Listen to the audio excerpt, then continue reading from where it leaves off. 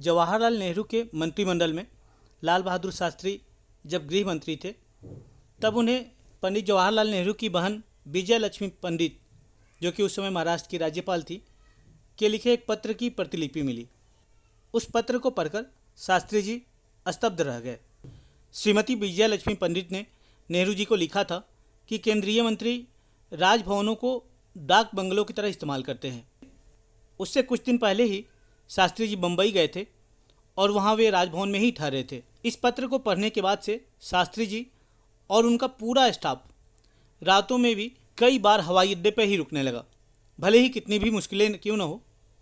शास्त्री जी ने दोबारा कभी किसी राजभवन में जाने का नाम तक नहीं लिया।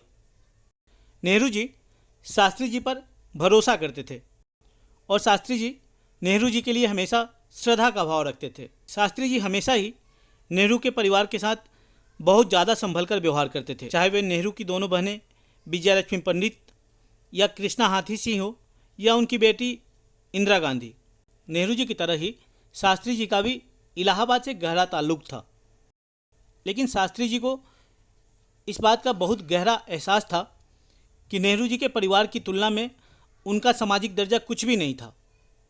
जवाहरलाल नेहरू के पिता मोतीलाल नेहरू एक बड़ी और जानी मानी हस्ती थे और उनकी गिनती शहर के रईसों में होती थी, जबकि शास्त्री जी निम्न मध्यम वर्गीय परिवार से ताल्लुक़ रखते थे जो रोजी रोटी के संघर्ष में ही फंसा रहता था।